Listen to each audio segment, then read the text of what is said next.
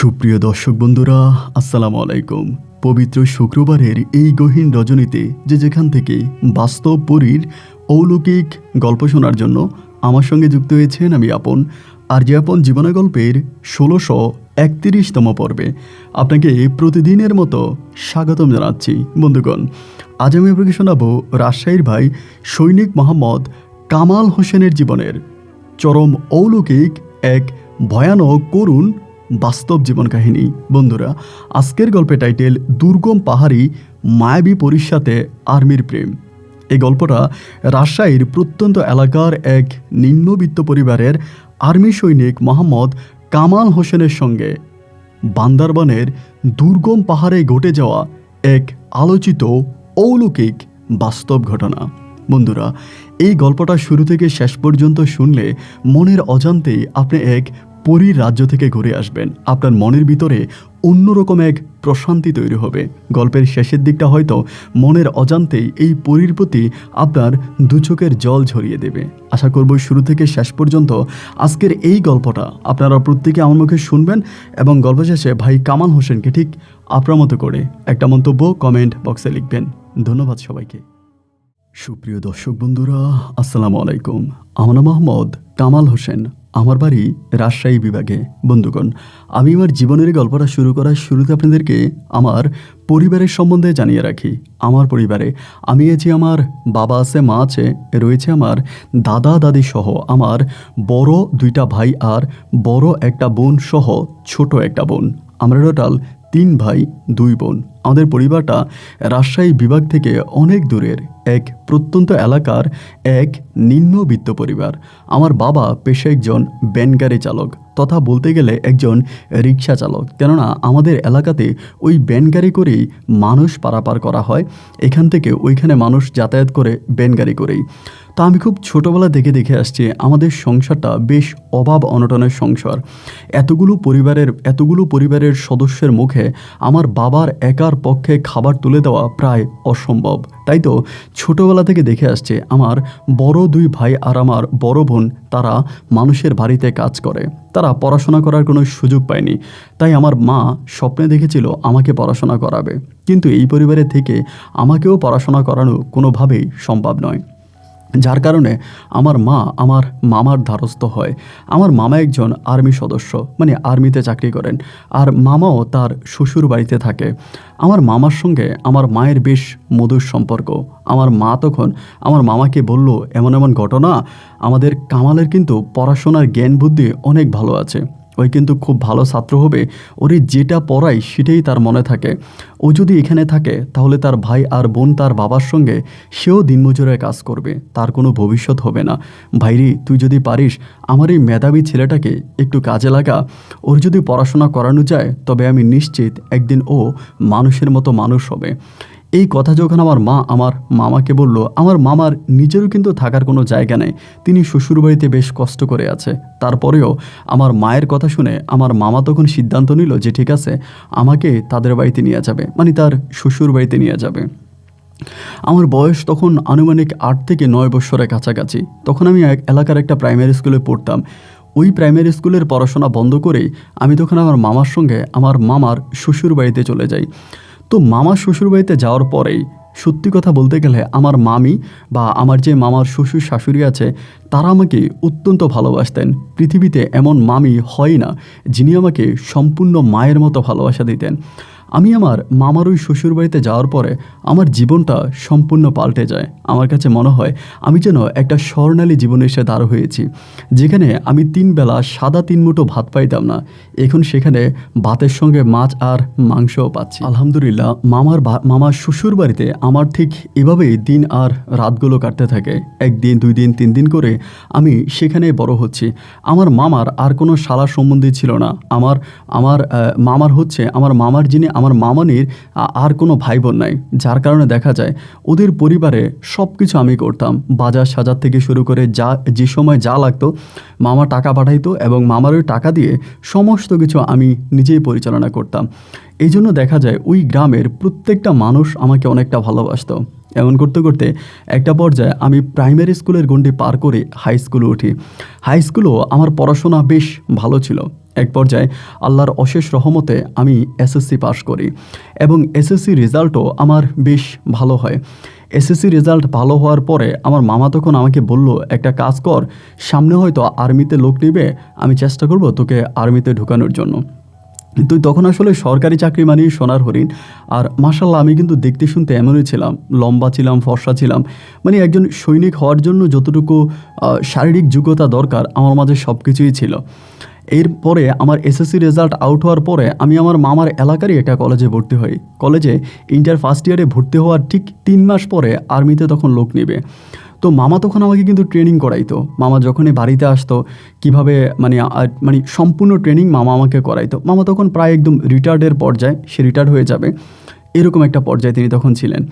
তো আলহামদুলিল্লাহ মামা রিটায়ারমেন্টের আগেই আমি আল্লাহর অশেষ রহমতে আর্মিতে তখন চান্স পাই। আমি তখন আর্মিতে সৈনিক হিসাবে জয়েন করি। তবে আর্মির ট্রেনিংটা বেশ কষ্টকর ছিল ভাই, এটা আপনাকে আসলে বলে বোঝাতে পারবো না। আমার মনে হয় যে এর থেকেও কষ্ট দুনিয়াতে আর কিছু হতে পারে না। যখন আমি আর্মিতে কোয়ার্টারে ট্রেনিং করি, ও আল্লাহ, যাই হোক আলহামদুলিল্লাহ ট্রেনিং সম্পূর্ণ করার পরে আমাকে তখন বান্দরবনে আমার চাকরি জীবনের প্রথম শুরু হয় বান্দরবান। তো একটা কথা কি, আমাকে যখন বান্দরবানে ট্রান্সফার করা হয় আমি কিন্তু বেশ খুশি হই। অনেকে হয় না যে বান্দরবানে গেলে অনেকের মন খারাপ হয় এবং অনেকেই বলে যে এখানে কেন পাঠানো হয়েছে, আমি ওখানে কাজ করব না। কিন্তু বিশ্বাস করেন, আমাকে যখন বান্দরবান ট্রান্সফার করা হয়, মানে আমার জয়েনিংটা বান্দরবান যখন শুরু হয়, আমি বেশ খুশি হই। খুশি হওয়ার সবচেয়ে বড় কারণ ছিল আমি একজন পাহাড়প্রেমী মানুষ, আমি প্রকৃতিপ্রেমী মানুষ। আমি যখন আমার মামার শ্বশুর বাড়িতে থাকতাম তখনও আমি মাঝে মাঝে বিকেলবেলা সন্ধ্যার খানিকটা আগে নীরব কোনো জায়গায় গিয়ে বসে থাকতাম, সূর্য ডুবা দেখতাম, পাখিদের নিরে ফিরা দেখতাম এবং গুদুলি আকাশটা একদৃমিতে কেমনে পরিষ্কার হয়ে যায় এই জিনিসগুলো আমি দেখতাম। আমার কাছে বেশ ভালোই লাগতো। এই জন্য যখন বান্দরবনে আমার চাকরি জীবনের শুরুটা হয় আমার কাছে বেশ আরামই লাগতেছিল। আমি ওখানে ট্রেনিং করতেছিলাম এবং ওখানে আমাদের মূল কাজ ছিল হচ্ছে সীমান্ত পাহারা দেওয়া, এবং সব দিক খেয়াল রাখা। আর ওখানে বিভিন্ন ধরনের আপনার পাহাড়ি গোষ্ঠী ছিল, পাহাড়ি ওই গোষ্ঠীদের হাত থেকে পাহাড়কে সুরক্ষিত রাখা, দেশকে সুরক্ষিত রাখা, এটাই ছিল আমাদের কাজ। তো এরকম করে করে আমি ওখানে প্রায় 4 থেকে 5 মাসের মতো চাকরি করি। এই 4-5 মাস পরে একদিন আমরা ওয়ার্কিংয়ে গিয়েছিলাম, মানে সকালবেলা ডে ওয়ার্কে গিয়েছিলাম। ডে ওয়ার্কে যাওয়ার পরে সীমান্তের খুব কাছাকাছি একটা জায়গার ভিতরে আমি একটা অন্যরকম কূপ দেখতে পেলাম। তো কূপটা ভাই কীরকম, এটা আপনার মানে চারদিকে পাহাড়ের অনেকটা কুচি বলা চলে, মানে পাহাড়ের কুচি বলে এরকম। বাট এটার পানিগুলো এতটাই স্বচ্ছ পরিষ্কার ছিল যা দেখে আমি মুগ্ধ হয়ে গেলাম। এবং এই বিলের 4-5টাতে বিভিন্ন ধরনের পাখিরা উড়োউড়ি করে। সেখানে কিন্তু মানে এটা কিন্তু একদম সীমান্ত ঘেঁষা একটা এরিয়া, মানে এরপরে আর বাংলাদেশ নাই। ওই জায়গাটায় গিয়ে আমার তখন খুব ভালো লাগে। আমার কাছে কেন জানি মনে হয় আমি ওই কূপের মায়ায় পড়ে যাই। আমি সবাইকে বললাম যে আমি এখানে একটু গোসল করব। সবাই বলতেছে যে না, এখানে গোসল করা যাবে না এবং এখানে গোসল করতে দিবে না, মানে স্যারেরা দিবে না। এরপরে ঘুরে গেড়ে আবারও চলে আসলাম। রাতের বেলায় আমি ঘুমোতে পারতেছিলাম না, কেন জানি ওই কূপের পানি বা ওই কূপের চারপাশটা আমাকে টানতেছিল, আমার ভিতরে একটা অন্যরকম শান্তির যোগান দিচ্ছিল। আমার বারবার মন চাচ্ছিল ওই কূপের মধ্যে গিয়ে একটা ডুব দিতে পারলে হয়তো আমার অন্তরটা শীতল হয়ে যেত। জানি না কেন হঠাৎ করে এই কূপের প্রতি আমার এই মায়া জমে গেল। আমি কোনোভাবে ওখান থেকে সরে আসতে পারতেছি না, ভিতর থেকে এই মায়াটাকে সরাইতে পারি না। এভাবে প্রায় 2 থেকে 3 দিনের মতো কেটে যায়। একদিন রাতের বেলায় খুব আকাশ অনেক বড় একটা চাঁদ উঠেছে এবং ওই দিন আমার ডিউটি ছিল ডেতে, মানে দিনের বেলায় ডিউটি। রাতের বেলায় সবাই তখন ক্যাম্পে চলে গেছে। ক্যাম্পে যাওয়ার পরে আমার কাছে মনে হইল আমি আজকে রাতে ওই কুচিতে যাব, ওই কূপে যাব, ওখানে গোসল করব। তো আকাশে যেহেতু অনেক বড় একটা চাঁদ এবং দিনের আলোর মতো চারদিকটা জলজলা করতেছে পরিষ্কার, তাহলে কোনো ভয় থাকার কথাই নেই। আর ভয় তো কিছুটা আছেই, যেহেতু আমরা দুর্গম পাহাড়ে থাকি, বিভিন্ন ধরনের ভয়। তারপরেও ভয়কে জয় করে আমি তখন গভীর রাতে ঘুম থেকে উঠে সবার চোখ ফাঁকি দিয়ে আমি ক্যাম্প থেকে বেরিয়ে পড়লাম। একটা লুঙ্গি আর একটা গেঞ্জি হাতে নিয়ে আমি আস্তে আস্তে ওই কূপের কাছে গেলাম। এবং কূপের কিনারায় যাওয়ার পরে আমার কাছে মনে হয় যেন এই কূপের পানি আমাকে টানতেছে। আমি আপনাকে বলে বোঝাতে পারবো না কেন ওই পানির প্রতি আমার এতটা মায়া জন্মে গেল। আমি কূপের পানিতে নামলাম, সাঁতরালাম, ডুব দিলাম, গোসল করলাম। মনে হয় যেন আমার শরীরের সমস্ত পাপ ধুয়ে মুছে সাফ হয়ে গেছে। এবং ওই কূপে গোসল করার পরে আমার হৃদয়টা একেবারে শীতল হয়ে গেল, খুব ভালো লাগলো। সেদিন সাঁতরিয়ে গোসল করে আমি আবারও চুপিসারে ক্যাম্পে চলে আসি। কিন্তু ক্যাম্পের কারো কাছে আমি এই কথা জানাই নাই, কারণ ওদেরকে বললে তো ওরা আমাদের অফিসারদের বলে দিবে, এরপর তো আমার উপরে দোজক নেমে আসবে। এই জন্য আমি কাউরে বললাম না। এই দিন গোসল করার প্রায় সপ্তাহখানিক পরে আমি আবারও সিদ্ধান্ত নিলাম যে আজকে রাতে আমি আবারও ওই কূপে গিয়ে গোসল করব। আমাদের একটা নিয়ম ছিল যে আমাদের অফিসারের অনুমতি ছাড়া আমাদের ক্যাম্পের বাইরে কোনোভাবেই যাওয়া যাবে না, সম্পূর্ণ নিষেধ। এরপরেও আমি অফিসারের অনুমতিবিহীন সবার চোখ ফাঁকি দিয়ে সপ্তাহখানিক পরে আবারও রওনা দিলাম ওই কূপে গোসল করার জন্য। কিন্তু সেদিন যখন আমি কূপের কাছাকাছি গিয়ে পৌঁছাইলাম, তখন হঠাৎ করে ওই সীমান্তের ওই পারে, মানে সীমান্তের এরিয়াতে আমি দেখলাম কূপের ওই পাড়টার মধ্যে একটা মেয়ে বসে আছে। একটা মেয়ে বসে আছে এবং সে তখনও কিন্তু আকাশে চাঁদ ছিল এবং স্বচ্ছ খুব পরিষ্কার ছিল চারদিকটা। মেয়েটা কূপের পাড়ে বসে আছে, তার চুলগুলো বাতাসে দোলন খাচ্ছে, তার শরীরে সাদা পোশাক এতটা সুন্দর লাগতেছিল, আমি মনে হয় তার দিকে তাকিয়ে যেন পাগল হয়ে যাচ্ছিলাম। চাঁদের আলোটা তার মুখের মধ্যে পড়তেছে, মনে হয় যেন তার মুখটা টিউব লাইটের মতো জ্বলতেছে। আমি চিন্তা করলাম এটা সম্ভবত কোনো একটা সাকমা মেয়ে হবে। এদিকে তো হয়তো সাকমা বাড়িটারি আছে, সেখানকার কোনো একটা মেয়ে হতে পারে।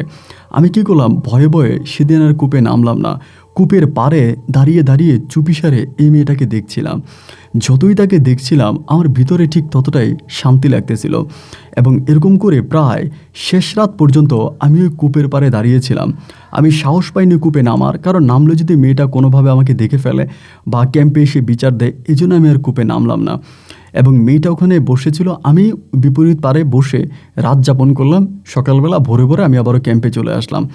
এবং ক্যাম্পে আসার পরে মিলাইতে পারতেছিলাম না যে আমি এটা কী দেখলাম।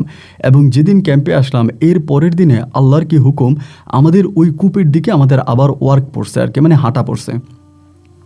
তো এবার আমরা আবারও হাঁটতে গেলাম। হাঁটতে যাওয়ার পরে এই কূপের যেই পাড়ে আমি মেয়েটাকে দেখলাম, ওই পাড়ে আমি কোনো বাড়িঘর দেখতে পাচ্ছি না, মানে উপজাতিদের কোনো বাড়িঘর নাই, পাহাড়িদের কোনো ঘর বাড়ি নাই। তো আমি আমার বসকে, আমার স্যারকে জিজ্ঞেস করলাম যে স্যার, এই পাড়ে কি কোনো রকমের মানে আপনার পাহাড়িদের কোনো ঘরবাড়ি আছে কিনা, বা তাদের কোনো পাড়া আছে কিনা, সাকমা পাড়া বা ওরকম কোনো পাড়া।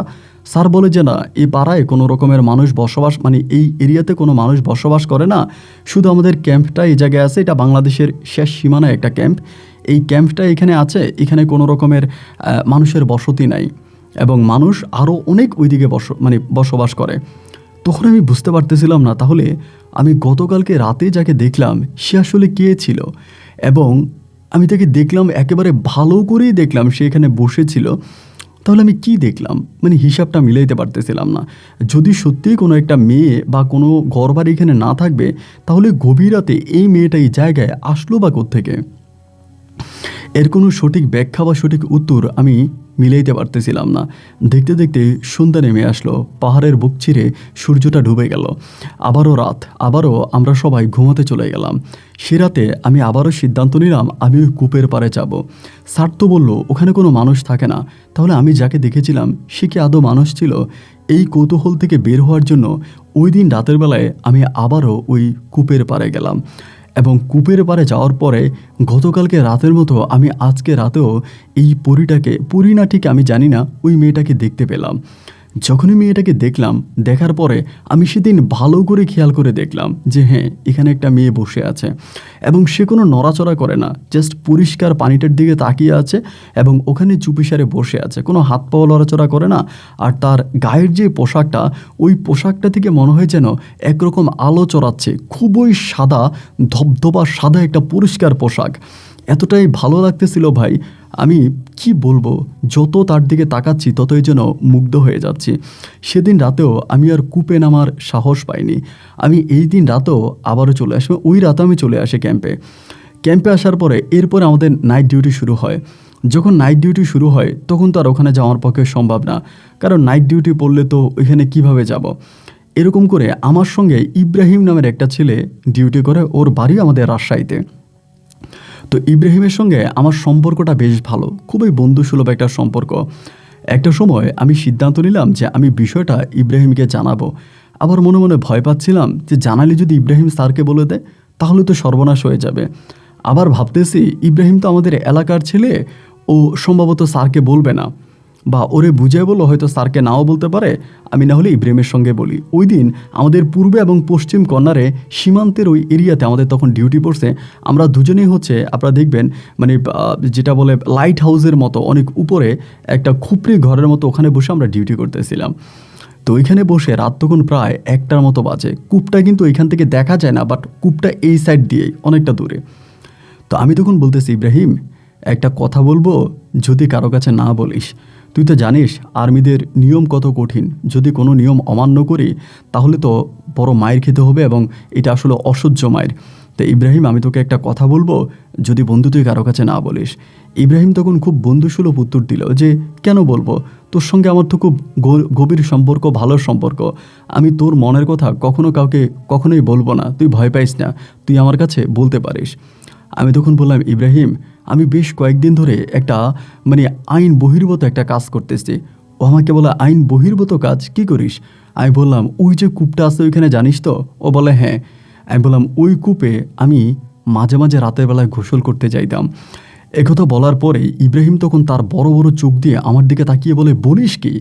আমি তারপরে বললাম, শুধু গোসল করতে যাইতাম না, একদিন রাতে আমি ওখানে গোসল করি, কিন্তু এর পরের রাতে আমি যখনই কূপের পাড়ে যাইতাম আমি দেখতাম কূপের ওই পারে একটা মেয়ে বসে আছে। সাদা পোশাক পরিহিত একটা মেয়ে বসে থাকে, এবং তার মাথার চুলগুলো বাতাসের সঙ্গে দোলন খাচ্ছে। এইরকম একটা মেয়ে আমি দেখতাম কূপের পাড়ে বসে থাকে। আমি নিজের চোখে দেখেছি, আমি অনেকগুলো রাত গিয়েছি, প্রায় প্রত্যেকটা রাতে আমি এই মেয়েটাকে দেখেছি। ও তখন আমার দিকে তাকিয়ে বলে, বন্ধু যা করার তা তো করেছিস, কিন্তু এই কাজ আর ভুলেও করিস না। তুই মরণকে বরণ করতে যাচ্ছিস, তুই মরণকে বরণ করতে যাচ্ছিস, এই কাজ আর করিস না, এবং এই কাজ করলে তুই মারা পড়বি, তুই মারা পড়বি, তুই এই কাজ করিস না।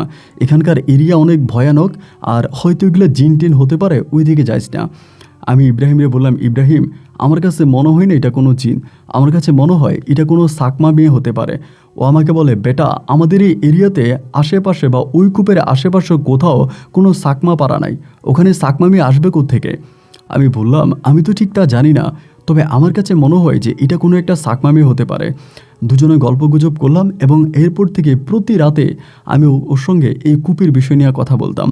একটা সময় ও আমাকে আশ্বস্ত করলো, আচ্ছা ঠিক আছে, তুই আর এটা নিয়ে চিন্তা করিস না, আমাদের নাইট ডিউটি শেষ হয়ে যখন আমাদের ডেতে ডিউটি পড়বে আমিও তোর সঙ্গে রাতের বেলায় চুপি সারে ওই কূপের পাড়ে যাব এই মেয়েটাকে দেখার জন্য, প্রয়োজনে আমরা দুজনে ওই মেয়েটাকে গিয়ে ধরবো।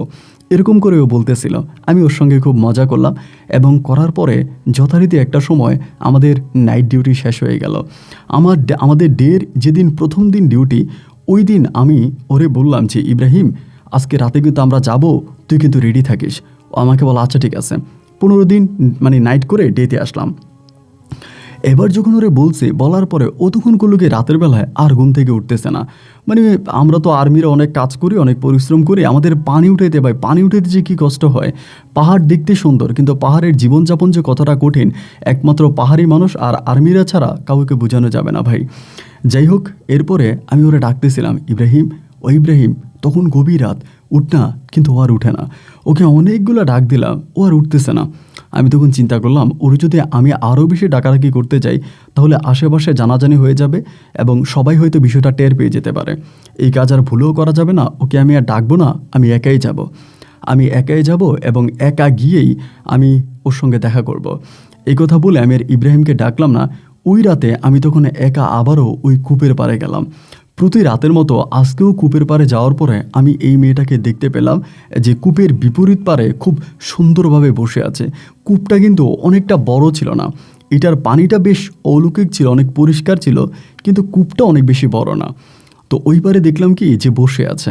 আমি সেদিন আর তার কাছে যাওয়ার সাহস পাইলাম না। আমি শেষ রাতের দিকে তার বসে থাকা দেখে আবার ফিরে আসছে। সকালবেলা ইব্রাহিমের বললাম যে, ইব্রাহিম তুই তো গেলি না, আমি তো রাতের বেলায় গেছিলাম, আমি তোরে দেখছি। ইব্রাহিম আমারে বলে, বাপ রে বাপ, তোর তো সাহস কম না, তোর তো অনেক সাহস রে। আমি বললাম, হ্যাঁ আমি তো দেখছি তোরে আমি অনেক ডাকছিলাম, তুই উঠিস নাই, ভাবলাম আরও জোরে ডাকলে হয়তো কেউ টের পেয়ে যাবে, এই জন্য আর আমি তোরে ডাকি নাই, আমি একাই গেলাম এবং একাই দেখে আসলাম। ইব্রাহিম আমাকে বলে, আচ্ছা ঠিক আছে, ভালো হয়েছে তুই দেখছিস, আচ্ছা আজকে রাতে যাব। আমি বললাম, তুই তো উঠিস না, ঘুমাইলে তোর আর কোনো খবর থাকে না। ও আমাকে বলে, না আজকে রাতে আমি উঠবো, তুই চিন্তা করিস না। এই কথা বলে ওর সঙ্গে কথাবার্তা শেষ করে রাতে আবারও সবাই মিলে ঘুমোতে চলে গেলাম। রাতে ঘুমোতে গেলাম, সে রাতে ইব্রাহিম আর ওভাবে ঘুমায় নাই। ও যেহেতু আমি ডাকবো কান খাড়া করে রেখেছে। রাত 1টা কি 1:30 দিয়ে ওরে ডাক দিলাম। ডাক দেওয়ার পর ও তখন উঠে গেছে। উঠে আমাকে বলে, দেখ আশেপাশে কেউ কোনো খবর পায় কি না, এবং খুব গোপনে চুপিসারে যেতে হবে। আমি বললাম, হ্যাঁ আমি গোপনেই যাব, আর আমি তো সবসময় যাই, তোর তো ভয় পাওয়ার কোনো কারণ নেই। তখন দুই বন্ধু আস্তে আস্তে করে লুঙ্গি আর গেঞ্জি পরা অবস্থায় ঘুম থেকে উঠছি। উঠার পরে আমরা তখন আস্তে আস্তে করে ক্যাম্পের পাশ দিয়ে খুব সাবধানতার সহিত বেরোলাম, এবং বের হয়ে ইব্রাহিমের সঙ্গে আমি তখন ওই কূপের পাড়ে গেলাম। কূপের পাড়ে যাওয়ার পরে আমি অবাক হয়ে কূপের ওই পারে তাকিয়ে আছি। আমি ওই পারে কাউকেই দেখতে পাচ্ছি না। কিরে, আমি এই পর্যন্ত যত রাত এখানে আসছি, আমি প্রত্যেকটা রাতেই দেখতে পেয়েছি যে ওখানে মেয়েটা বসে আছে, কিন্তু আজকে রাতে আমি কাউকেই দেখতে পাচ্ছি না। আজকে রাতে ওই পাড়টা পুরোপুরি খালি, ওখানে কেউ নাই। আমি তখন বেশটা অনেকটা ভয় পেয়ে গেলাম। কি ব্যাপার? ইব্রাহিম আমারে বলে, বন্ধু তুই আমার সঙ্গে মিথ্যা কথা বললি। আমি বললাম, দেখ আমি তোর সঙ্গে এক বিন্দুও মিথ্যা কথা বলি নাই, আমি তোকে যা বলেছি সম্পূর্ণ সত্য কথা বলেছি বন্ধু। আমি নিজের চোখে দেখেছিলাম এইটা এখানে বসেছিল প্রত্যেকটা রাতে, কিন্তু আজকে কেন নাই? ও আমাকে বলে, তাহলে চল ওই পারে যাব। ইব্রাহিম আর আমরা দুজনে মিলে কূপের যেই পাড়ের মধ্যে মেয়েটা বসে থাকতো সেই পাড়ের মধ্যে গেলাম। কিন্তু সেই পারে যাওয়ার পরও দেখলাম ওইখানে একেবারে ফাঁকা পড়ে আছে। তখন মোটামুটি অন্ধকার হয়ে গেছে, চাঁদের আলো আর আগের মতো নেই। আমরা টর্চ লাইট দিয়ে ওই পাড়টা পুরোটাই হাঁটলাম, কাউকে দেখলাম না। ও আমাকে বলে, বন্ধু দেখ আমাদের এই সীমান্তে বেশিক্ষণ দাঁড়িয়ে থাকা ঠিক হবে না, চল আমরা চলে যাই। দুজনে মিলে চলে আসলাম। আসার পরেই আমি আর ও রাত্রিবেলায় আবার শুয়ে পড়ছি। আমি কোনোভাবে দুটো চোখের পাতাকে এক করতে পারতেছি না। যেই জিনিসটাকে আমি প্রত্যেকটা রাতে গিয়ে দেখতাম, কিন্তু আজকে যখন ইব্রাহিমকে নিয়ে গেলাম তখন আমি দেখলাম না কেন? তখন আমি কেন দেখলাম না, এই হিসাবটাই না আমি মিলাতে পারতেছিলাম না। তাহলে এটা কোথায় গেল? এটা কি উধাও হয়ে গেল না কি হলো? আমি আর কিছু বুঝলাম না, এবং কোনো কিছু না বুঝেই আস্তে আস্তে করে আমি সময় পার করতেছি। 2টা রাত গ্যাপ দিলাম, 2 রাত যাই নাই, এবং তৃতীয় রাতে আমি আবারও একা একাই ওখানে রওনা দিলাম। এবং তৃতীয় রাতে যখন আমি একা একা রওনা দিলাম, আমি যাওয়ার সঙ্গে সঙ্গেই দেখলাম ওইটা ওখানে বসে আছে। সেদিন আমি একটু রাত 12টার দিকে চলে গেছিলাম, গভীর রাতে না, 12টার দিকে চলে গেছি। যাওয়ার পরে দেখলাম যে ওইখানের মধ্যে বসে আছে। তখন আমি শিওর হয়ে গেলাম আমি ইব্রাহিমকে নিয়ে আসার কারণে ওই মনে হয় চলে গেছে বা ইব্রাহিমের সামনে দেখা দেয়নি। আমি কিন্তু তখন মোটামুটি প্রায় আপনার 70 থেকে 80% শিওর হয়ে গেলাম যে এটা কোনো মানুষ না, কোনো জিন বা পরী। তবে জিন পরী যদি হবেই, আমার একটা ভিতর থেকে একটা প্রশ্ন জেগে বসলো যে পরীরা কিন্তু অনেক কিছু দেখতে পায়। হ্যাঁ, আমি যে এই পারে আসছি ও তো অবশ্যই দেখতে পাইছে, ও তো চাইলে আমার ক্ষতি করতে পারত, কিন্তু তা আমার কোনো ক্ষতি করেনি। ও তো আমার কোনো ক্ষতি করেনি, তাহলে আমি একটা কাজ করে আমি ওর কাছে যাই এবং কাছে গিয়ে দেখি যে আসলে এটা কি। খুব ভয়ও লাগতেছিল, আবার মনে মনে একটা কৌতূহল জেগে বসলো। সেই কৌতূহলের বশবর্তী হয়েই আমি আস্তে আস্তে করে ওর কাছাকাছি যাচ্ছিলাম এবং পাড়ের এক পাশ দিয়ে হেঁটে হেঁটে ওর ঠিক কাছাকাছি গেলাম। কাছাকাছি বলতে কি, ধরেন ও আমার থেকেও একটু খানিকটা দূরে, কিন্তু আমি সেখানে গিয়ে দেখলাম ও পানির দিকে তাকায় আছে। কোনো রকমে আমার দিকে তাকাচ্ছে না, জাস্ট পানির দিকে তাকায় আছে, এবং এক দৃষ্টিতে পানির দিকে তাকায় আছে। নড়াচড়া করে না, কিন্তু বাতাসে তার চুল লড়তেছে, তার শরীরের পোশাকটা নাড়াচাড়া করতেছে, এটুকু বোঝা যাচ্ছে। আমি দূর থেকে তাকে খুব সুন্দর করে সালাম দিলাম, আসসালামু আলাইকুম। যখন সালাম দিলাম, সালাম দেওয়ার সঙ্গে সঙ্গে ও আমার দিকে ফিরে তাকালো। আমার দিকে তাকানোর পরে আমি তার চেহারার দিকে তাকিয়ে আমি যে কি দেখেছি ভাই, আমি আপনাকে বলে বোঝাতে পারবো না। আমার হৃদয়টা পুরো ঠান্ডা শীতল হয়ে গেছে। আমার জীবনে আমি এত সুন্দর মেয়ে কখনো কোনো দিন দেখিনি। এতটা সুন্দর তার চেহারা ছিল যে আমি এক নজর তার দিকে তাকিয়ে যেন ফিদা হয়ে গেলাম। আমি ওখানে দাঁড়াই আছি, ওই তখন দাঁড়াইছে। যখন দাঁড়াইছে, উচ্চতায় আমার থেকে অনেকটা লম্বা, হাত ইশারায় আমাকে তখন ডাকতেছিল। যখন হাত ইশারা দিল আমি তখন তার কাছাকাছি গেলাম এবং তার শরীরে এমনই এক সুগন্ধি ছিল যা পৃথিবীর কোনো পারফিউমের সঙ্গে তুলনা করা যায় না, এত সুগন্ধি। আমি যাওয়ার পরে আমাকে খুব সুন্দর করে জিজ্ঞেস করলো, ভালো আছেন? আমি উত্তরে বললাম, হ্যাঁ আমি ভালো আছি। আমি বললাম, আপনার নাম কি? বলে, আমার নাম মায়াবতী। আমি বললাম, মায়াবতী আপনি এখানে কি করেন? বলে, কিছু করি না, এই জায়গাটা আমার পছন্দের জায়গা, এখানে আমি বসি। আপনি এখানে কেন আসছেন? আমি বললাম, আমি আসছি এই কূপের মায়ায় পড়ে। আপনার কাছে এই জায়গাটা যেমনি পছন্দ আমার কাছেও তেমনি পছন্দের। পরে আমাকে বলে, আপনি যে আসছেন আপনার অফিসার যদি জানে তাহলে তো আপনাকে শাস্তি দেবে। আমি বললাম, হ্যাঁ আমাকে শাস্তি দেবে জানি, কিন্তু তারপরও আমি এখানে আসছি। আচ্ছা আপনি কি কোনো মানুষ? এই প্রশ্ন করার পরে সে কোনো উত্তর করতেছে না। অনেকের মনে হয়তো প্রশ্ন জাগতে পারে, ভাই আপনার কি ভয় লাগে না, বা আপনি কি তখনও কীভাবে ওখানে দাঁড়িয়েছিলেন? হ্যাঁ, আমি প্রথম যখন তার কাছে যাচ্ছিলাম আমার কাছে ভয় লেগেছিল, কিছুটা ভয় কাজ করতেছিল, কিন্তু যখন তার কাছাকাছি গেলাম, তার সঙ্গে দাঁড়িয়ে কথা বলতেছি, তখন আর ভিতরে অতটা ভয় কাজ করতেছে না। তখন আমার কাছে মনে হয় কি যে আমি একটা স্বাভাবিক মানুষের সঙ্গেই কথা বলতেছি, যদিও আমি জানি সে মানুষ নয়। পরে আমাকে বলল, বসেন বসেন। আমি তখন তার পাশে বসছি। বসার পরে আমি যে তার পাশে বসছি, বসেই আছি, আমি তার পাশে এখানে বসছি, বসেই আছি, আমার আর কিছু মনে নাই। এইভাবে বসে থাকতে থাকতে সকাল হয়ে গেছে, সূর্য উঠে গেছে। এবং সূর্য উঠে যাওয়ার পরেই প্রায় আপনার 8টা কি 8:30টার দিকে তখন হঠাৎ করে আমার ক্যাম্প থেকে অনেকগুলো আর্মি সদস্য এসে আমাকে ওখানে ধরে। এবং তারা যখন আমার শরীরে স্পর্শ করে তখন আমার শরীরে সেন্স আসে, আমার তখন জ্ঞান ফিরে আসে। আসার পরে ওইখান থেকে তখন আসলে এরা তো যারা আর্মিতে কাজ করে, যারা অফিসার আছে, এরা তো জিন পরি এগুলোকে বিশ্বাস করে না, তাদের তো এগুলো বিশ্বাস হয় না। তো বিশ্বাস না হওয়ার কারণে আমি যখন ওখানে গেছি আমাকে ওখান থেকে ক্যাম্পে ধরে নেওয়া যাওয়া হয়েছে। অবশ্যই ইব্রাহিম সম্ভবত বলে দিছে, যেহেতু আমাকে সকালবেলা খুঁজে পাচ্ছিল না, ইব্রাহিম বলে দিছে। নেওয়ার পরে আমাকে এমন এক শাস্তি দিল ভাই, শাস্তিটা আমাকে যে, আমি আপনাকে জাস্ট সংক্ষেপ করে বলি, আমাকে একটা বোঝা দিছিল, অনেক ভারী একটা বোঝা, এটা মাথায় নিয়ে দৌড়ানোর জন্য, এটা আমার শাস্তি ছিল। কিন্তু বিশ্বাস করেন, আমি আপনাকে বিশ্বাস করাবো কিভাবে, এই যে ভারী বোঝাটা আমার মাথায় দিছে, এইটা আমার কাছে তুলার মতো মনে হয়েছে একটা তুলার বস্তা। আমি এটা নিয়ে অনিমেষে হেরে যাচ্ছি, আমার ভিতরে কোনো ক্লান্ততা আসতেছে না, এবং এটা যে এত ভারী, আমার ভিতর কোনো ভারী মনে হচ্ছে না। আমি পুরোটা মাঠ এটা মাথায় নিয়ে দৌড়ে এলাম, আমার কাছে কিছুই মনে হয়নি। না হওয়ার পরে সবাই আমাকে বুঝাইলো যে, ইব্রাহিম এটা কামাল এটা কী করলি, এটা ভালো করিস না। আমার বন্ধু ইব্রাহিম আমাকে বলল, তোরে আমি বারবার মানা করেছি, অথচ তুই আমার মানা শুনিস নাই, তুই কেন এরকম মরণ পাদে ফা দিচ্ছিস? তুই কি বুঝিস না যেটা অপরাধ, এটা অন্যায়, এবং এইটা মানুষ নয়, এটা তোর কেরিয়ার নষ্ট করে দিবে, তোর জীবন নষ্ট করবে, তোকে মেরে ফেলবে। আমি আর কোনো কথাই শুনি না। এর পরের রাতে আমি আবারও রওনা দিলাম সেখানে যাওয়ার জন্য। পরের রাতে যখন রওনা দিলাম তখন আমার জন্য পাহারা বসানো হয়েছে, এটা আমি জানতাম না। পরের রাতে রওনা দেওয়ার সময় তখন আমাকে আবারও ধরে ফেলে ওরা ক্যাম্পের গেটের মধ্যে, গেট বলতে ক্যাম্পের এরিয়াতে আমাকে ধরে আমাদের অফিসারের কাছে আবারও বিচার দেয় যে ও আজকে রাতে আবারও রওনা দিছে। এই কথা বলার পরেই তখন সেখান থেকে আমাকে ট্রান্সফার করে দেওয়া হয়, ওই দিন সকালবেলায় ট্রান্সফার করে দেওয়া হয়। এই জায়গা থেকে আমাকে তখন বান্দরবান থেকে আমাকে খাগড়াছড়ি ট্রান্সফার করে। খাগড়াছড়ি আমাকে ট্রান্সফার করে এবং আর্মির গাড়ি করে আমাকে নিয়ে যাবে। আমাকে বলতেছে ব্যাগ ট্যাগ সব রেডি করার জন্য, আজকে দিনের গাড়িতে আমাকে নিয়ে চলে যাবে। আমাদের দিনের গাড়ি প্রায় 12টা বাজে ওখান থেকে ছেড়ে যায়। আমি ব্যাগ ট্যাগ রেডি করতেছি, কিন্তু আমার মন যাচ্ছে না, আমার মনটা এখানে পড়ে আছে। আমি কোনোভাবে এখান থেকে সরতে পারতেছি না। তো একটা পর্যায়ে আমাকে ওখান থেকে যখন আপনার খাগড়াছড়িতে নিয়ে যাচ্ছে, আমি অনেক রাত খাগড়াছড়িতে গিয়ে পৌঁছানোর পরে সেখানে যে আমাদের কমান্ডার ছিল, কমান্ডারের কাছে গেলাম এবং যাওয়ার পরে শপথ নিলাম এবং আমি আমার অস্ত্রশস্ত্র সব কিছু নিলাম। নেওয়ার পরে আমার কোনোভাবেই মনটার আমি বুঝাইতে পারতেছি না। ওর জন্য আমার মন এমনভাবে কাঁদতেছে ভাই। আমি 4 দিনের মাথায় 4র্থ দিনের মাথায় আমি ছুটি চাইলাম, কিন্তু আমাকে তখন ছুটি দিচ্ছে না। যখন আমাকে ছুটি দিচ্ছে না, আমি কারো অনুমতি না নিয়েই রাতে নাইট ডিউটি করেছি এবং দিনের বেলায় কাউকে কোনো কিছু না জানিয়ে আমি সেই ক্যাম্প থেকে পালিয়ে আসি। এবং ওই ক্যাম্প থেকে পালিয়ে আমি সরাসরি আমাদের এই যে মায়াবতীর যেখানে থাকতো, যেই কূপে থাকতো, ওই কূপের পাড়ে চলে আসতে যদিও অনেকটা সময় লেগেছে, অনেক পাহাড় পর্বত ডিঙিয়ে এবং অনেকটা আপনার রিস্ক নিয়ে আমি ওখানে আসি। যেহেতু আমি সেনা সদস্য, আমার তো অনেক ক্যাম্প দিয়ে যেতে দেয় না, অনেক ঝামেলা।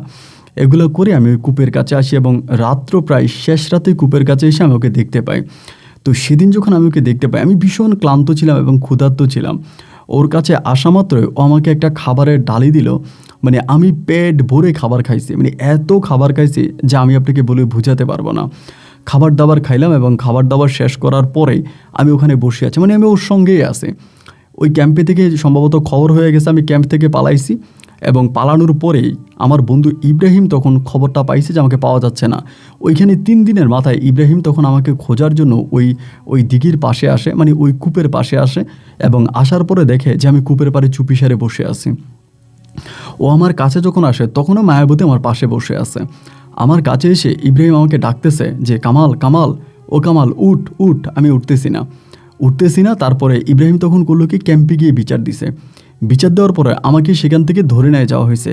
ধরে নিয়ে ওইখান থেকে আমাকে ঢাকায় পাঠানো হয়, এবং ঢাকা পাঠানোর পরে আমাকে শাস্তি কী দেবে, আমি নিজেই তখন রিজাইন দিয়ে দিই, আমি চাকরিটা ছেড়ে দিই। আমি এত হত দরিদ্র পরিবারের সন্তান ছিলাম, যেটা আমি আপনাকে বলে বোঝাতে পারবো না, যে আমাদের পরিবারের নুন আনতে পান্তা পুরাইতো।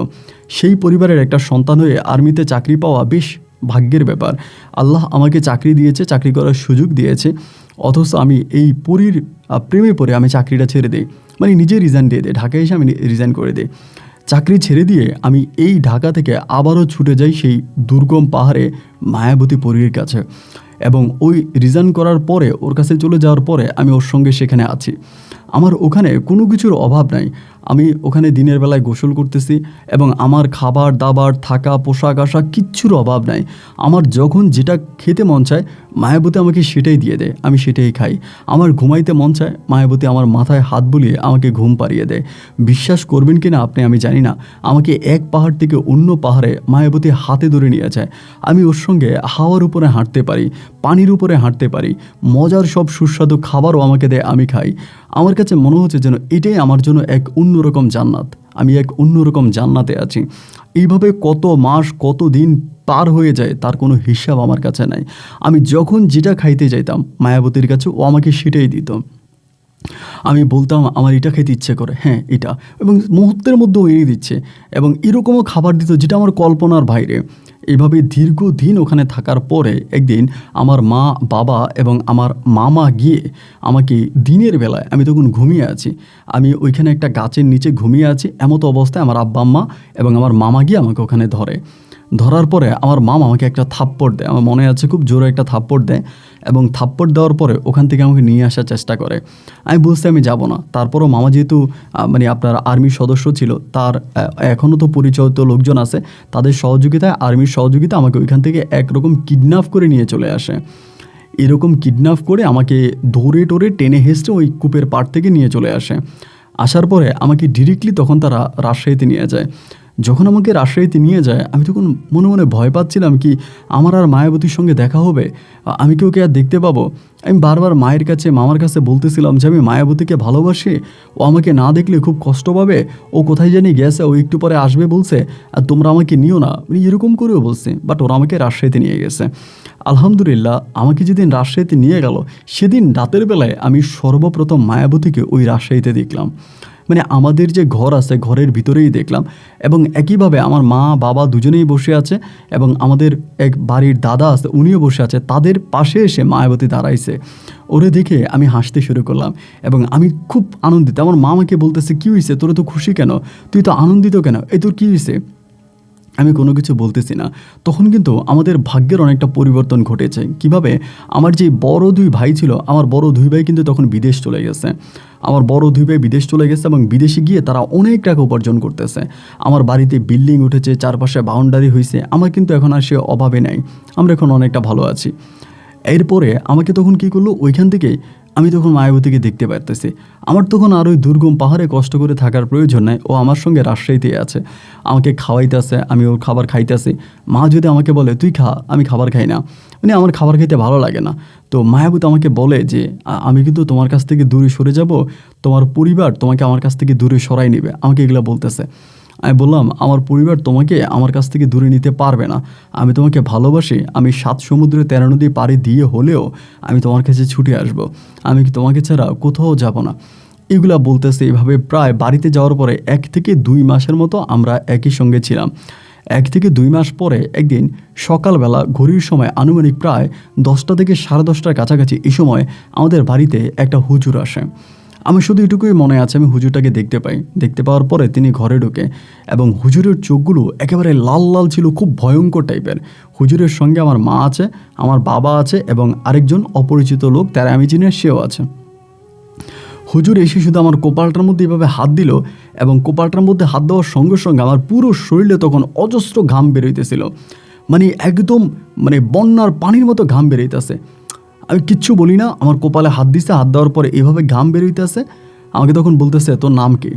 আমি বলতেছি যে আমার নাম মায়াবতী।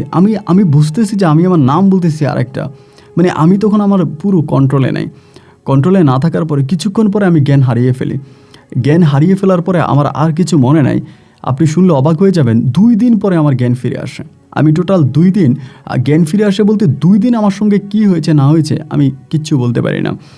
2 দিন পরে আমি বিছনা থেকে উঠতে পারি না, আমি প্রচণ্ড অসুস্থ, মানে কোনোভাবেই বিছনা থেকে আমার শরীর নাড়াইতে পারি না। আমার আব্বা আম্মা সবাই, মা আমাকে খুব কষ্ট করে খাওয়াই দিতেছে, আমি খাচ্ছিলাম। আমার ছোটো বোনটা আছে, আমার ছোটো বোনটা আমাকে খাওয়াই দিতেছে, আমি খাচ্ছিলাম, কিন্তু কোনোভাবেই শরীর নাড়াইতে পারতেছি না এবং বিছনা থেকে উঠতে পারতেছিলাম না, এতটাই দুর্বল। কিন্তু সবচেয়ে দুঃখের বিষয় হচ্ছে আমি আর মায়াবতীকে দেখতে পাচ্ছি না, মানে মায়াবতী আমার আর কাছে নাই। আমি ওরে খুঁজতেছি, কিরে ও কোথায় চলে গেল, মানে আমি আর কোথাও ওকে পাচ্ছি না। এভাবে অনেকগুলো দিন পার হয়ে গেল, প্রায় 2 থেকে 3 মাসের মতো পার হচ্ছে। আমার মা বাবা আমি সবাইকে বলি, আচ্ছা মায়াবতীকে আসছিল, তোমরা কি মায়াবতীকে দেখছিলা?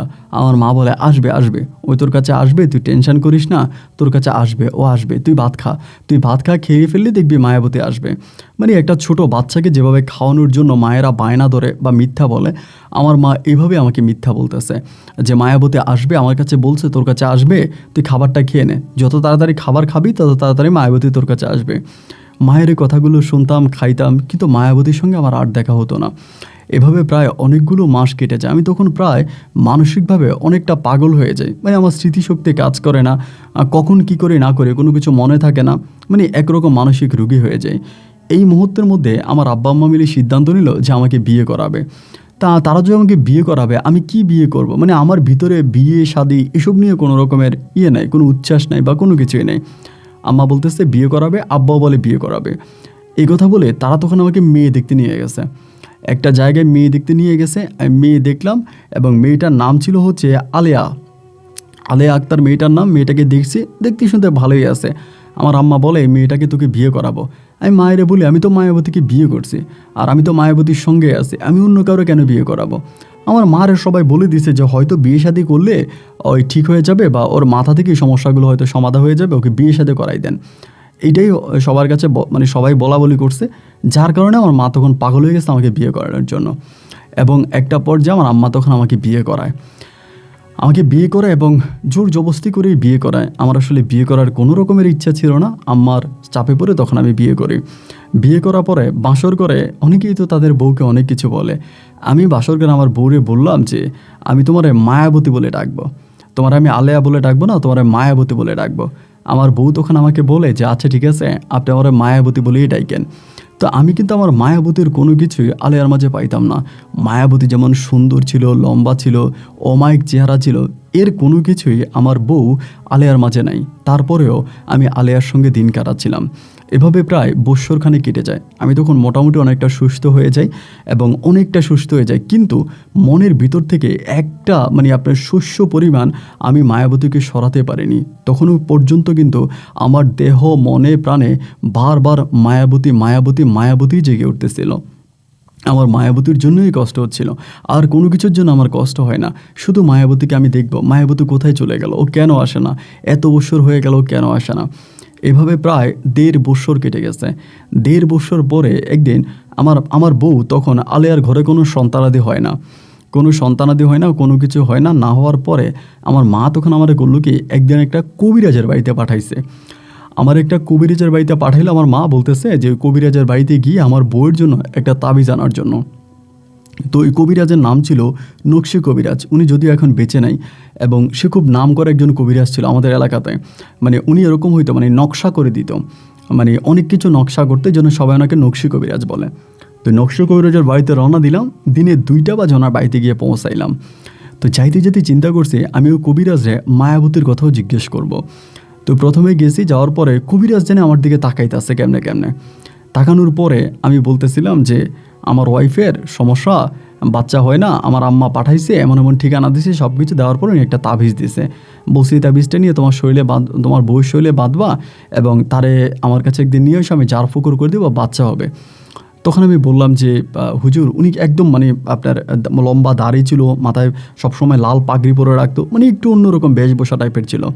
তাই বললাম যে হুজুর, আপনার একটা কথা জিজ্ঞেস করব, যদি আপনি আমাকে উত্তর দেন। আমি তো এক সমস্যা নিয়ে আসছি, আমি আরেকটা সমস্যার কথা জানতে চাই। উনি বলে হ্যাঁ সমস্যা নাই, বলো। আমি বললাম আমার মায়াবতী কোথায় আছে, আপনি কি বলতে পারেন? এটা বলার পরেই উনি আমার দিকে খুব অবাক নজরে তাকিয়ে আছে। তাকিয়ে থেকে উনি আমাকে বলতেছে যে তোমার মায়াবতীকে কি দরকার? আমি বললাম মায়াবতীকে দরকার, আমি তো মায়াবতীর সঙ্গে অনেক দিন ধরে ছিলাম, তার জন্য আমার ভিতরটা খুব কষ্ট হচ্ছে, আমি আমার মায়াবতীকে চাই। পরে বলে না, তোমার মায়াবতীকে তো এখন আর তোমার দরকার নেই, তুমি বিয়ে করছো আলেয়াকে এবং আলেয়ার ঘরে সন্তানাদি হবে, তার সঙ্গে তুমি থাকবা, এখন কেন তোমার মায়াবতীকে লাগবে? আমি বললাম হুজুর, আমি যদি আলেয়া নয় আরও 100টাও বিয়ে করি, তারপরেও আমার ভিতর থেকে আমি কোনোভাবেই মায়াবতীকে সরাতে পারবো না। আমার ভিতরটা বারবার মায়াবতীর জন্য কান্না করতেছে, কষ্ট হইতেছে, আমি আমার মায়াবতীকে চাই। উনি বলতেছে না, এটা অন্যায়, তোমার মায়াবতীকে প্রয়োজন নাই। আর একটা কথা তিনি তখন আমাকে বলতেছে যে তোমার মায়াবতী তোমার আশেপাশে আছে, কিন্তু সে তোমার কাছে আসতে পারতেছে না। আমি বললাম মানি, এটা আপনি কি বললেন? বলে হ্যাঁ, তোমার মায়াবতী তোমার আশেপাশে ঘুরতেছে, তোমার কাছে আসার জন্য খুব চেষ্টা করতেছে, কিন্তু তোমার কাছে আসতে পারে না। আচ্ছা তুমি আজকে চলে যাও, আমি পরে কথা বলবো। উনি আর আমার সঙ্গে কথা বললো না, কথা না বলে আমাকে স্কিপ করলো। আমি তখন তাবিজটি এনে আমার বউয়ের শরীরে, মাকে দিয়ে আমার বউয়ের শরীরে বাঁধাইলাম। বউয়ের প্রতি, মায়ের প্রতি, বাবার প্রতি বা সংসারের প্রতি আমার বিন্দু পরিমাণেরও কোনো টান নাই, কোনো ভালোবাসা নাই। মনের ভিতর তখন একটাই কথা বারবার বেজে ওঠে, আমি আমার মায়াবতীকে কিভাবে পাবো, মায়াবতীকে কোথায় পাবো, কোথায় গেলে মায়াবতীর সন্ধান পাবো। শুধু এটা, মায়াবতী মায়াবতী, খালি মায়াবতী। এরকম করে করে প্রায় বেশ কিছুদিন পরে আমি আবারও ওই নকশি কবিরাজের কাছে গেলাম। মানে ওনার কথাটা আমার ভিতরে কেমন জানি একটু অন্যরকম নাড়া দিয়ে বসলো, যে মায়াবতী আমার আশেপাশে আছে, কিন্তু সে চাইলেও আমার কাছে আসতে পারে না। কেন আসতে পারে না, এই প্রশ্নটাই তখন মনের মাঝে জাগছে। জাগার পরে আমি কবিরাজের বাড়িতে গেলাম। কবিরাজের বাড়িতে গিয়ে কবিরাজকে জিজ্ঞেস করলাম যে আপনি আমাকে সত্যি করে বলেন তো, কেন মায়াবতী আমার কাছে চাইলেও আসতে পারে না? সত্যি তার কারণটা কি, আপনি যদি আমাকে একটু খুলে বলেন। এবং আমি সেদিন অনেক টাকাও নিয়ে গেছিলাম, যে উনি যত টাকা আছে আমি তত টাকাই দিব, তারপরেও যেন আমি সত্যটা জানতে পারি। আমি সকালে গেলাম, বিকেল পর্যন্ত তার এখানে বসে আছি, সে আমার সঙ্গে কথা বলে না, আর কথা বললে ইগনোর করে। সারাটা রাত তার বাড়ির উঠানে কাটাই দিলাম, মানে কবিরাজের বাড়ির উঠানে কাটাই দিলাম। পরের দিন সকালবেলা যখন কবিরাজ দেখতে পাইছে যে আমি তার বাড়ির উঠানে একটা গাছের সঙ্গে হেলান দিয়ে ঘুমিয়ে আছি, তখন ফজরের সময় সে নামাজ পড়তে যাচ্ছে, ওই সময় আমাকে ডাক দিছে। দেওয়ার পরে আমি উঠছি, উঠে আমি উজু করে তার সঙ্গে মসজিদে ঢুকছি, নামাজ পড়লাম। নামাজ পড়ার পরে কবিরাজটা আমাকে নিয়ে মসজিদের একটা কোণার মধ্যে বসছে, তখন ফজরের পরে। উনি কিন্তু তখনকার সময়ের খুব নাম করে একজন কবিরাজ ছিল, ওনার সিরিয়াল পাওয়া অনেক কঠিন ছিল আর কি। তখন কিন্তু আমি ইনকাম করি না, আমার দুই ভাইয়ের ইনকামে আমাদের গোটা পরিবার চলে। তারপরে আমাকে বলতেছে, উনি কোনায় ডাক দিয়ে নিয়ে বলতেছে, কামাল হোসেন তুমি এরকম পাগলামি কেন করতেছো, বাড়ি যাওনি কেন কালকে? আমি বললাম হুজুর, আমি মায়াবতীকে চাই, আমি মায়াবতীকে চাই। বলে তুমি যে বারবার মায়াবতী মায়াবতী করতেছ, তোমার যে ঘরে বউ আছে তার কি হবে? আমি বললাম আমি জানি না তার কি হবে, আমি তো তাকে বিয়ে করতে চাই না, আমার পরিবার জোর করে আমাকে বিয়ে করাইছে, আমি তো তাকে আমার বউ হিসাবে এখনও মন থেকে আমি তাকে বউ হিসাবে মেনেই নিতে পারি নাই। আমি আমার মায়াবতীর জন্য কষ্ট করতেছি, আমার মায়াবতীর জন্য কষ্ট হচ্ছে। হুজুর আমি আমার মায়াবতীকে চাই, আপনি যে করেই পারেন আমার মায়াবতীর কাছে আমাকে নিয়ে যান। উনি তখন বলে দেখো পাগলামি করো না, পাগলামি করলেই কিন্তু সব কিছু সমাধান হবে না। তোমার মায়াবতীও তোমার কাছে আসার চেষ্টা করতেছে, কিন্তু তুমি তো জানো মায়াবতী কোনো মানুষ নয়, সে হচ্ছে একটা পরী, আর তুমি হলো একটা মানুষ। মানুষ আর পরীর মাঝে কখনো কোনো সম্পর্ক হয় না, আর যদিও কোনো সম্পর্ক হয়ে যায়, এটা মানুষ এবং পরী কারোর জন্যই ভালো কোনো কিছু বয়ে আনে না। তুমি এখনও ভালো আছে এই মায়াবতী সব কিছু ছেড়ে দিয়ে তুমি তোমার পরিবারের কাছে যাও, তোমার বাবা মায়ের সঙ্গে থাকো, তাদেরকে সময় দাও, দেখবে তোমার ভিতরে আর কোনো কষ্ট থাকবে না, তুমি সব কিছু ভুলে যেতে পারবা। আর যদি তুমি তা না করো, তাহলে মায়াবতী করে তুমি একটা সময় পাগল হয়ে যাবা, তুমি এগুলো ছেড়ে দাও। আমি বললাম না, আপনি যাই বলেন যেটাই বলেন, আপনি যেহেতু এইটা আমাকে বলছেন যে মায়াবতী আমার আশেপাশে আছে, সে আমার কাছে আসতে পারতেছে না, তার মানে আমি নিশ্চিত যে আপনি জানেন আমার মায়াবতী কোথায় আছে এবং আপনি একমাত্র আমাকে আমার মায়াবতীর কাছে দিতে পারবেন, এছাড়া আর কেউ পারবে না, আমি আপনাকে ছাড়বো না। উনি অনেক বুঝাইছে আমাকে, কিন্তু আমি ওনার কোনো বুঝে নেই। ওনার কোনো বুঝ না নিয়ে আমি ওনার বাড়িতে বসে আছি। ওনার বাড়িতে যেই মানে আপনার আসে, রুগীরা আসে, রুগীদের হেল্প করি, সাহায্য করি, ওদেরকে পানি দেই, সিরিয়াল করি। এরকম করে প্রায় 5-7 দিনের মতো আমি পুরোপুরি তার এখানে থেকে গেলাম। 5-7 দিন পরে আমার বাবা তখন তার বাড়িতে গেছে। তার বাড়িতে গিয়া বাবা আমাকে দেখে আব্বা আমারে বলতেছে যে কামাল হোসেন, তুমি এখানে কি করো, বাড়ি চলো। যে না আব্বা, আমি বাড়ি যাব না। আব্বা বলে, তোমার বউ তোমার জন্য কান্না করতেছে, তোমার বউ তোমাকে যাইতে বলতেছে, তুমি চলো। যে না আব্বা, আমি যাব না। আমার আব্বা বলে, দেখো কামাল হোসেন, পাগলামি করো না, পাগলামি করে চাকরিটাও ছাড়ছো, এখন এসব কেন করতেছো, তুমি বাড়ি চলো, তোমার বউ তোমার জন্য কান্না করতেছে। আমি বলছি আমি বাড়ি যাব না, আমি এখানে থাকবো। আমার আব্বা ব্যর্থ হয়ে ফিরে গেল এবং এরপরে আমার বউ আর আমার মা আসছে আমাকে নেওয়ার জন্য ওই বাড়ি থেকে। তারা যথেষ্ট পরিমাণে বুঝাইতেছে, আমার মা কান্নাকাটি করতেছে, আমার হাতে পায়ে ধরতেছে, আমার বউ বুঝাইতেছে। আমার কথায় একটা যে না, যেহেতু আমি এখানে একটা ক্লো পাইছি, এখানে আমি কিছু একটা পাইছি, তাহলে আমি আর এখান থেকে যাব না। এই লোকটাই আমাকে একমাত্র আমার মায়াবতীর কাছে নিয়ে যেতে পারবে, এছাড়া আর কেউ পারবে না। যতই বুঝাইলাম, যতই করলাম না, কোনোভাবেই কোনো কিছু কাজ হয় না। আমার আব্বা আম্মা এবং আমার বউ কেউই আমাকে বাড়ি ফিরিয়ে নিতে পারেনি। এইভাবে টানা 2 মাস, 1 দিন 2 দিন নয়, টানা 2 মাস আমি এই মায়াবতীর জন্য এই কবিরাজের কাছে পড়ে আছি। 2 মাস পরে আমার বউ সম্ভবত আমাকে ছেড়ে চলে গেছে। আমার মা কবিরাজের কাছে আসছে, আইসা বলতেছে যে হুজুর, আমার বৌমাটা তো চলে গেল, এই অমানুষের সংসার করবে না, মেয়েটা চলে গেছে, আমার ছেলেটার এখন কি হবে। তো কবিরাজ আমার মাকে কি বুঝিয়ে দিছে, আমার আম্মা চলে গেছে। সেদিন রাত 10টার দিকে আমাকে কবিরাজ ডেকে নিয়েছে তার বৈঠকখানায়। ডেকে নিয়ে আমাকে বলতেছে, আজকে 2 থেকে 2.5 মাসের মতো বিনা পরিশ্রমিকে, বিনা টাকায় তুমি আমার এখানে ডিউটি করতেছো। সকাল থেকে রাত হতে সকাল, সারাটাক্ষণ তুমি এখানে কাজ করো। এইটা দেখে আমার খুব খারাপ লাগে। তুমি একজন আর্মি ছিলা, তোমার জীবনে তুমি সব কিছু হারাইছো। তুমি কি বুঝতেছো না যে এই মায়াবতী তোমার চাকরিটা খেয়েছে, তোমাকে পরিবারের কাছ থেকে আলাদা করেছে, তোমার বউয়ের কাছ থেকে তোমাকে আলাদা করেছে, সংসারের কাছ থেকে আলাদা করেছে, তুমি নিজের আর কতটা ক্ষতি করতে চাও। আমি বললাম, হুজুর, আমি জীবনের যত ক্ষতি হোক, আমার যাই হোক, যেটাই হোক, আমি মায়াবতীকে চাই। উনি বলে, সত্যি তুমি মায়াবতীকে চাও? আমি বললাম, জি চাই। হুজুর আমাকে বলে, তুমি যদি এবার মায়াবতীর কাছে যাও, তোমার এর থেকেও বড় ক্ষতি হবে। এতদিন যা ক্ষতি হয়েছে, যাই হয়েছে, যেটাই হয়েছে, তার থেকেও আরও বড় ক্ষতি হবে। আমি বললাম, আমার যত বড়ই ক্ষতি হোক, আমি আপনাকে একটা কথাই বলি, আমি আমার মায়াবতীকে চাই, আমি এছাড়া আর কোনো কিছুই আপনার কাছে চাই না। উনি বলে, ঠিক আছে, আমি তোমাকে তোমার মায়াবতীর কাছে নিয়ে যেতে পারবো না, তবে আমি তোমাকে একটা কথা বলি, তুমি যে কোনো একটা ডাক্তারের কাছে যাবা, যে কোনো একটা জায়গায় গিয়ে ওখানে কথা বলবা, দেখবা তোমার শরীরের ভিতরে একটা তাবিজ দেওয়া আছে, তোমার শরীরে মাংসের ভিতরে। এটা অপারেশন করে বের করো, এবং এটা যদি অপারেশন করে বের করতে পারো, তবেই তোমার মায়াবতী তোমার কাছে আসবে। তবে হ্যাঁ, আমি একটা কথা বলে যাই, তুমি আর কখনো কোনো দিন আমার কাছে আসবা না, আর আমি যে তোমাকে এটা বলেছি, তুমি সেটা কারো কাছে বলবা না। এই কথা বলার সঙ্গে সঙ্গে আমি আর কোনো দেরি করলাম না, সাথে সাথে আমি আমার বডিতে কোথায় আমার এই জিনিসটা আছে এটা আমি খোঁজা শুরু করলাম। এবং একটা পর্যায়ে আমার রানের পিছনের অংশে অপারেশনের মাধ্যমে একটা ছোট্ট তাবিজ ঢুকিয়ে দেওয়া হয়। মানে তাবিজ বলতে একটা জিনিস ঢুকিয়ে দেওয়া হয়, এবং যেটার কারণে আর মায়াবতী আমার কাছে আসতে পারে না। আমি ডাক্তারি অপারেশনের মাধ্যমে আমি এটা বের করি। আপনি বিশ্বাস করবেন না, আমি আমার শরীর থেকে এই জিনিসটা বের করার সঙ্গে সঙ্গে মায়াবতী এসে আমার সঙ্গে আলিঙ্গন করে। আমি এত বৎসর পর মায়াবতীকে দেখতে পাইছি, আমি যে এতটা আনন্দিত হয়েছি আমি আপনাকে বলে বোঝাতে পারবো না। ঠিক হসপিটাল থেকে মায়াবতী সরাসরি আমাকে দুর্গম পাহাড়ের নতুন একটা জায়গায় নিয়ে যায়। ওই আমাকে যে জায়গাটা নিয়ে যায়, এই জায়গাটা আমি চিনি না, এটা আমার সম্পূর্ণ নতুন একটা জায়গা। ওই জায়গার ভিতরে তখন আমাদের নতুন সংসার শুরু হয়। ওখানে আমি মায়াবতীকে নিয়ে থাকতেছি, আমাকে ওই 1 রাতের মধ্যে নিয়ে চলে গেছে। 1 রাতের মধ্যে আমাকে এই থেকে মানে আপনার হসপিটাল থেকে নিয়ে গেছে। আমি আমার জীবনে আবারও পূর্ণতা পেলাম, আবারও সুখ পেলাম, শান্তি পেলাম। আমার আর কোনো কিছু চাওয়ার নাই। মায়াবতী আমাকে নিজ হাতে খাওয়াই দিচ্ছে, আমাকে গোসল করাই দিচ্ছে, আমাকে তার কোলে রেখে ঘুম পাড়িয়ে দিচ্ছে।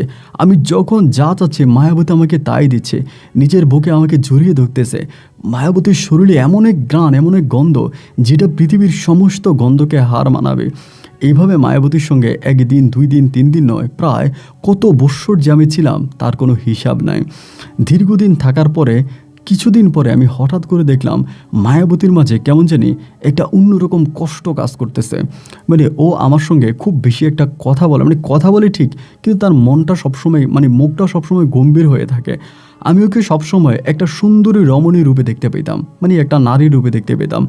এছাড়া আর কোনো রূপে কিন্তু আমি ওকে দেখি নাই, কোনো ভয়ঙ্কর রূপ বা এরকম কোনো রূপেই দেখি নাই। তো দেখার পর আমি সবসময় ও মন খারাপ করে থাকতো আমার সঙ্গে লাস্ট কয়েকটা দিন। তো আমি বললাম, মায়াবতী, আমি খুব খেয়াল করে দেখলাম যে তুমি সবসময় আমার উপর মন খারাপ করে আছো। তুমি মন খারাপ করে থাকো কেন? আমার উপর মন খারাপ করে থাকো। আমার উপর এতটা মন খারাপ হওয়ার কারণ কি? আমি কি কোনো অন্যায় করেছি? মায়াবতী আমাকে বলে, আমি যদি তোমাকে একটা কথা বলি তুমি কি রাখবা? আমি বললাম, তোমার সমস্ত কথা রাখার জন্য আমি প্রস্তুত। তুমি যা বলবা, যেটা বলবা, আমি সেটাই রাখবো। আমি তোমার কোনো কথা ফেলবো না। মায়াবতী আমাকে বলে, তাহলে তুমি একটা কাজ করো, আমি তোমাকে দিয়ে আসি, তুমি তোমার পরিবারের কাছে ফিরে যাও এবং সেখানে গিয়ে একটা বিয়ে শাদী করে তুমি একটা সংসার শুরু করো এবং আমাকে ভুলে যাও। মায়াবতীর এই কথাটা শুনে আমার চোখে তখন জল চলে আসলো। আমি ওকে বললাম যে আমি তোমাকে এত ভালোবাসি, আমি আমার পরিবার পরিজন সব কিছু তোমার জন্য ছেড়ে দিয়েছি। আমি রাস্তায় হাঁটতে গেলে সবাই আমাকে পাগলা বলে ডাকে, এতে আমার কিচ্ছু যায় আসে না। আমি একজন সৈনিক ছিলাম, সেখান থেকে চাকরি ছেড়ে দিলাম শুধু তোমার প্রেমে, তোমার মায়ার, তোমার ভালোবাসায়। আজকে তুমি এগুলো কী বলতেছো? আমাকে তুমি ছেড়ে দিবা? তুমি এটা কেন বলতেছো আমাকে বিয়ে করার জন্য? তখন মায়াবতী খুব দুঃখ করে আমাকে বলতেছিল যে আমি চাইলেও আর তোমার সঙ্গে খুব বেশি দিন থাকতে পারবো না। আমি তখন বললাম, কেন? তুমি চাইলেও আমার সঙ্গে থাকতে পারবে না কেন? কি হয়েছে? মায়াবতী তখন আমাকে বলে, আমার নামে এমন এক সর্দারের কাছে বিচার দেওয়া হয়েছে, মানে আমাদের এমন এক সর্দারের কাছে আমার নামে বিচার দেওয়া হয়েছে, আমার তোমাকে রেখে চলে যেতে হবে। আমার তোমাকে রেখে চলে যেতে হবে, তা না হলে আমার বড় ক্ষতি হয়ে যাবে। আমাকে এরকম করে বলতেছে। তা আমি তো আর ওদের জগৎ সম্বন্ধে জানি না। আমি তখন বললাম যে, কেন? তোমার নামে কোথায় বিচার দেওয়া হয়েছে এবং তোমার কি ক্ষতি হবে? ও তখন আমাকে বলল যে, দেখো, তোমরা মানুষরা যেরকম সংসার করো, বিয়ে শাদী করো, তোমাদের যেরকম মানে সর্দার আছে বা তোমাদের চেয়ারম্যান আছে বা তোমাদের প্রশাসন আছে, ঠিক আমাদের ক্ষেত্রেও ঠিক একই রকম। আমাদেরও সমাজ আছে, আমাদেরও পরিবার আছে, আমাদেরও সব কিছু আছে। আমাদের কিন্তু করা নিষেধ যে মানুষের সঙ্গে মিশা, মানুষের কাছে যাওয়া বা কোনো মানুষের সাথে কোনো সম্পর্ক তৈরি করা, এটা কিন্তু পুরো কড়াকড়ি নিষেধ আছে। এরপরও সেই নিষেধকে উপেক্ষা করে সেদিন তোমার গোসল করা আমাকে মুগ্ধ করেছে।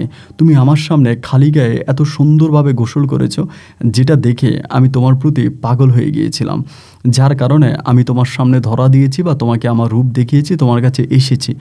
আজ এটাই হয়তো আমার জীবনে কাল হয়ে দাঁড়িয়েছে। আমি বেশি দিন তোমার সঙ্গে থাকতে পারবো না, আমার এখান থেকে চলে যেতে হবে। তুমি তোমার পরিবারের কাছে চলে যাও এবং তোমার পরিবারের কাছে গিয়ে তুমি বিয়ে শাদী করো, তাদের সঙ্গে তুমি থাকো, আমাকে নিয়ে আর ভেবো না। আমি বললাম, মায়াবতী, তুমি কী বলতেছো যে না, এটা হতে পারে না, এটা হতে পারে না, আমি এটা কোনোভাবে মানতে পারবো না, তুমি এটা করো না। ওই তখন খুব মন খারাপ করে। এই ঘটনা ঠিক 2 দিন পরে একদিন হঠাৎ করে ঘুম থেকে উঠে আমি আর মায়াবতীকে দেখতে পাচ্ছি না। যে পাহাড়টাতে আমরা থাকতাম, এটা ছিল বান্দরবানেরই একটা গহীন পাহাড়। আশেপাশে তেমন কোনো আপনার উপজাতিদের পাড়া ছিল না, তবে সেখান থেকে বেশ দূরে একটা পাড়া ছিল, তবে ওই পাড়ায় আমি কখনোই যাইনি। ওই দিন হঠাৎ করে যখন মায়াবতীকে দেখতে পাচ্ছি না, তখন আমি বুঝে গেলাম যে হয়তো মায়াবতী আমার কাছ থেকে চিরতরে চলে গেছে, ও হয়তো আর আসবে না। আমি এই দুর্গম পাহাড়ের উপরে বসে বসে অঝরে কান্না করতেছিলাম ওর জন্য, খুব কান্না করতেছিলাম। কান্না করে 1 দিন নয়, 2 দিন নয়, টানা 3 দিন আমি এই দুর্গম পাহাড়ে বসে আছি। আমার কোনো খাওয়া নেই, দাওয়া নেই, আমি কোনো কিছু খেতে পারি না, বা আমার তো এখানে কোনো খাওয়া নেই। 3 দিন পরে একেবারে অসুস্থ শরীর নিয়ে ওই সাকমা পাড়ার মধ্যে গিয়ে পৌঁছাই এবং ওই পাড়ার মধ্যে পৌঁছানোর পরে ওই পাড়ার যারা কারবারি ছিল, যে কারবারি ছিল, সে কারবারির বাড়িতে আমাকে পাড়ার মানুষ নিয়ে যায় এবং তারা তখন সেখানকারই আর্মি ক্যাম্পে খবর দেয়। ক্যাম্পে খবর দেওয়ার পরে ক্যাম্প আমাকে ওখান থেকে উদ্ধার করে ক্যাম্পে নিয়ে যায়। ক্যাম্পে নিয়ে যাওয়ার পরেই তখন ক্যাম্পে থেকে তারা আমার পরিচয় পায় কি না সেটা আমি জানি না। ওইখান থেকে তারা কিভাবে যেন আমার পরিবারের সঙ্গে যোগাযোগ করে আমাকে আমার পরিবারের কাছে হস্তক্ষেপ করে, মানে আমার পরিবারের কাছে পাঠায়। পরিবারের কাছে পাঠানোর পরে আমি ওর পরিবারের কাছে পড়ে আছি। আমি কোনো কিছু খাই না, ঘুমাই না, এই খাটের মধ্যে বসে আছে। আমার আম্মা কত হুজুর কবিরাজ কত কিছু আমার জন্য আনতেছে, কিন্তু কোনো কিছুতেই কাজ হয় না। এইভাবে প্রায় আমি মাসখানিকের মতো বাড়িতে ছিলাম। মাসখানিক বাড়িতে থাকার পরে আমার ভিতরের এই কষ্টটা আমি আর ধরে রাখতে পারতেছিলাম না। একটা পর্যায়ে আমার কাছে মনে হলো যেখানটাতে প্রথমে আমার মায়াবতীর সাথে দেখা হয়েছে, আমি যেটাতে প্রথম মায়াবতীকে দেখেছিলাম, আমি মায়াবতীর সঙ্গে সেই জায়গাটার মধ্যেই গিয়ে থাকবো। মানে ওই জায়গাটার মধ্যে আমি একা একা থাকবো। মায়াবতী হয়তো কোনো না কোনো একদিন আমার এই দুঃখ দুর্দশা দেখে আমার কাছে ফিরে আসবে। 1.5 মাস পর্যন্ত পরিবারে থেকে 1.5 মাস পরে আমি পরিবার থেকে আবারও বিচ্ছিন্ন হয়ে গেলাম। সর্বপ্রথম আমি যে আর্মি ক্যাম্পে ছিলাম, ক্যাম্পের পাশেই যে কূপ ছিল, ওই কূপের পাড়ে যেখানে সর্বপ্রথম আমি মায়াবতীকে দেখেছিলাম, আমি পুনরায় আবারও সেখানে চলে আসি এবং আসার পরে ওই কূপের পাড়ে আমি তখন বসে আছি শুধু মায়াবতীকে দেখার জন্য। আমি পাহাড়ি যে ফল ফুলগুলো আছে, ফলমূল আছে, এগুলা খাই। আর আমি তো আর্মির একজন সৈনিক ছিলাম, আমি বুঝতে পারি যে পাহাড়ের সঙ্গে কিভাবে মিশে নিতে হয় বা কী ধরনের খাবার খেতে হয়। ওইগুলো খেয়ে কোনো রকম আমি শুধু নিজের জীবনটা বাঁচায় রাখছি। এইভাবে বেশ কয়েকদিন ওইখানে থাকার পর ওইখানে কিন্তু কেউ আমাকে দেখে না। আমি খুব ছদ্মবেশে খুব গোপনে ওই জায়গাটার মধ্যে লুকিয়ে আছি এবং প্রতিটা রাতের বেলা এই জায়গায় যেখানে মায়াবতীকে নিয়ে আমি গল্প করতাম, কথা বলতাম, ওই জায়গাটায় বসে বসে অঝরে কান্না করতেছি, মায়াবতীর জন্য অঝরে কান্না করতেছি। কিন্তু না, আমার মায়াবতীকে আমি আর দেখতে পাচ্ছি না। এভাবে প্রায় বহু মাস কেটে যাওয়ার পরে একদিন হলো কি, আমি হঠাৎ করে একটা ভয়ঙ্কর আকৃতির সাপ দেখতে পেলাম। যেই সাপটা ওই কূপের মাঝখান বরাবর এরকম বারবার মানে গোল চিহ্ন, মানে গোল গোল করে এরকম ঘুরতেছে দেখে আমি বুঝতে পারলাম না যে এটা এরকম এখানে ঘুরে কেন। ঘুরতেছে এরকম করে ঘুরেফেরা করে। আমার কাছে মনে হয়েছিল যেন এটা সম্ভবত মায়াবতীর কিছু একটা হতে পারে। আমি তখন করলাম কি, মানে এই পানিতে নেমে গেলাম সাপটার কাছে যাওয়ার জন্য। পানির খুব কাছাকাছি চলে গেলাম সাপটার কাছে। এটা আমাকে দেখলে ডুব দিয়ে দেয়, মানে আমাকে দেখে ডুব দিয়ে অন্যদিকে চলে যায়। আমি এটাকে আর পাই না এবং আবার যখন আমি পাড়ে আসি তখন এটা আবার এখানে বাসা দেয়। এরকম 2 দিন 3 দিন পরে একদিন দেখলাম কি, এটার মুখের মধ্যে একটা কি জানি জলজল করতেছে, মানে মুখের মধ্যে কি জানি জলজল করতেছে দেখা আমি ওই দিন আবারও নামছি ওইটাকে ধরার জন্য, সাপটাকে ধরার জন্য। নামার পরে এটার মুখে যে জলজল করা এই জিনিসটা মুখ থেকে বের করে এটা তখন ডুব দিয়ে দিল। ডুব দেওয়ার পরে আমি তখন জিনিসটা হাতে নিলাম। এটা খুব গরম ছিল এবং হাতে নিয়ে দেখলাম এটা অনেকটা ভারী, দেখে মনে হচ্ছে কোনো একটা পাথরের টুকরো হবে, তবে সাদা পাথর। এবং এইটা আপনার জলে, মানে পাথরটা মনে হয় কি ভিতর থেকে জ্বলতেছে, আলো বেরোচ্ছে পাথর থেকে এরকম। তখন বেশ অবাক হয়ে গেলাম এটা কি। তবে এই পাথরটা এতটাই ভারী, পানিতে রাখলে এটা ডুবে যাওয়ার কথা, কিন্তু এটা পানিতে ডুবে না, এটা পানিতে ভাসে। এই পাথরটা যেদিন আমি পাইছি, এরপর থেকে আমি এই সাপটাকে আর দেখতে পাচ্ছি না। মানে এই পানিতে আর সাপটা নাই, এই সাপটাকে আর দেখি না। 3 থেকে 4 দিন পর্যন্ত পাথরটা নিয়ে আমি দাঁড়িয়েছিলাম। 3-4 দিন পরে হঠাৎ করে আমার কাছে মনে হলো সম্ভবত মায়াবতী আমার কাছে আসার জন্য কোনো একটা মেসেজ আমাকে দিয়েছে পাথরের মাধ্যমে। সম্ভবত এই পাথরটা দিয়েও আমার কাছে আসতে চায়, কিন্তু আমি তো কোনো কবিরাজ না বা কোনো তান্ত্রিক না, আমি তো কিছু বুঝি না, তারে কিভাবে আমার কাছে আনতে হবে আমি তো জানি না। আমি তখন করলাম কি, এই পাথরটা নিয়ে আমি হঠাৎ চিন্তা করলাম যে আমি নকশি কবিরাজের কাছে যাব এবং কবিরাজের কাছে গেলে কবিরাজ হয়তো আমাকে একটা পথ বের করে দিবে যে হঠাৎ কেন সাপের মুখ থেকে পাথরটা পাইলাম আর আমাকে আমার মায়াবতী ছেড়ে চলে গেল, এরপরে কেন সাপটা আসলো আমার সামনে, এটা কেন ঘোরাফেরা করলো, আমাকে কেন এই পাথরটা দিয়ে গেল, এর কোনো ব্যাখ্যা আমি খুঁজে পেলাম না। যার কারণে আমি এই পাথরটা নিয়ে সরাসরি চলে গেলাম ওই কবিরাজের বাড়িতে, মানে নকশি কবিরাজের বাড়িতে। এবং নকশি কবিরাজ অনেকের কাছে হয়তো প্রশ্ন থাকতে পারে যে ভাই আপনি যে যাতায়াতগুলো করেন আপনি টাকা পয়সা কই পান? আমার মায়াবতী আমাকে এমন কিছু জিনিস দিয়ে গেছে যেটাতে আমার কোনো কিছুর অভাব হতো না, আমি সব পাইতাম। এবং ও আমাকে যা দিয়ে গেছে তা দিয়ে সম্ভবত আমি সারা জীবন বেশ ভালোভাবেই কাটাতে পারবো। এই শুধু আপনাকে এটুকুই বলে রাখি। এরপরে আমি এই পাথরটা নিয়ে চলে গেলাম হচ্ছে কবিরাজের বাড়িতে এবং প্রায় 3 থেকে 4 দিন পরে আমি ওখানে গিয়ে পৌঁছাই। 3-4 দিন পরে পৌঁছানোর পরে কবিরাজ আমাকে দেখে বেশ অবাক এবং আমার চেহারা দেখে সে চিনতে পারে না মানে আমার কেমন অবস্থা হয়েছে। আমার আর্থিকভাবে আমি মোটামুটি আমাকেও এমন কিছু দিয়ে গেছে, খাবার দাবারে হয়তো আমি কষ্ট পেয়েছি দুর্গম পাহাড়ে, কিন্তু টাকা পয়সার অভাবে আমি পাইনি। আমাকে কিছু জিনিস দিয়ে গেছে যেগুলোতে আমি বেশ ভালোভাবে চলতে পারতাম এবং এগুলো আমাকে ও গোপন করতে বলেছে, যার জন্য আমি হয়তো আপনাকে চতুর্থকেই বলি কিছু কথা গোপন রাখার ওর আদেশ ছিল। এরপরে আমি এটা নিয়ে পাথরটা নিয়ে কবিরাজের বাড়িতে গেছি। কবিরাজের বাড়িতে যাওয়ার পরে কবিরাজ তখনই আমাকে দেখে খুব অবাক, জিজ্ঞেস করলো কোত্থেকে আসছে। আমি তখন ওকে পুরো ঘটনাটা খুলে বললাম। ঘটনাটা খুলে বলার পরে আমি তখন পাথরটা ওনার হাতে দিলাম, দিয়ে বললাম যে এই পাথরটা আমি এইভাবে সাপের মুখে পাইছি, ও আমাকে এটা বলে চলে গেছে। এবং পাথরটা দেখে কবিরাজ বেশ খুশি হলো, মানে নকশি কবিরাজ অনেকটা খুশি হলো, হয়ে আমাকে বলল যে পাথরটা আমার কাছে দাও। পাথরটা ওনার কাছে দিলাম, দেওয়ার পরে উনি একটা লাল কাপড় দিয়ে পাথরটাকে পেঁচিয়ে ধরলো, ধরে আমারে বলতেছে তুমি চলে যাও, সামনের শুক্রবারে তুমি আমার কাছে আইসো। যেদিন আমি ওনাকে দিয়েছি ওই দিনটা সম্ভবত রবিবার ছিল। তো উনি আমাকে বললো তুমি সামনের শুক্রবারে বিকালবেলা আইসো, আমি কিছু একটা করব। তো সেই থেকে আমি চিন্তা করলাম আমি তার বাড়িতেই পড়ে থাকবো। সে বলেন এখানে পড়ে থাকবা না, তুমি তোমার বাড়িতে যাও। আমি নকশি কবিরাজের বাড়ি থেকে আমি আমার বাড়িতে গেছি। আমার আব্বা আম্মা তো আমাকে থেকে চিৎকার চেঁচামেচি কান্নাকাটি শুরু করছে, এত মাস পরে আমি এবার কোত্থেকে আসলাম, খুব কান্নাকাটি করতেছে। সেই রাতের বেলায় আমি স্বপ্নে দেখলাম কি, যে আমি একটা পাথর, মানে একটা ধরেন বিশাল আকৃতির একটা পাথর, এই পাথরের মাঝখানের ভিতরে, মানে পাথরটার মাঝখানে মায়াবতী মানে আটকায় আছে। আমি হাতুড়ি দিয়ে লোহা দিয়ে পিটাইতে আছি পাথরটা ভেঙে মায়াবতীকে বের করার জন্য, কিন্তু আমি আর পারতেছি না। সারাটা রাত আমি এই স্বপ্নটা দেখলাম। স্বপ্নটা দেখে আমি ওই শুক্রবার অপেক্ষা করলাম না, এর পরের দিন আমি কবিরাজের কাছে চলে গেছি। নকশি কবিরাজের কাছে গিয়ে বললাম যে আমি তো গতকালকে রাতে এমন এমন স্বপ্ন দেখলাম, আমি এই স্বপ্নটা তাহলে কেন দেখলাম? কবিরাজ আমাকে বলে তুমি অস্থির হয়ে গেছো, তুমি পাগল হয়ে গেছো, এরকম অস্থির হইও না, এটা অস্থিরের কাজ না, আমি ওকে তোমার কাছে এনে দিব, তুমি বাড়ি যাও, শুক্রবারে বলছি তুমি শুক্রবারে এসো। কিন্তু সেই সময়টাতে আমি এই স্বপ্নটা দেখতেছিলাম বারবার, যে আমি একটা পাথরের ভিতরে বন্দি, আমি হাতুড়ি দিয়া পাথর পিটিতেছি তোকে বের করার জন্য, কিন্তু আমাকে বের করতে পারতেছি না।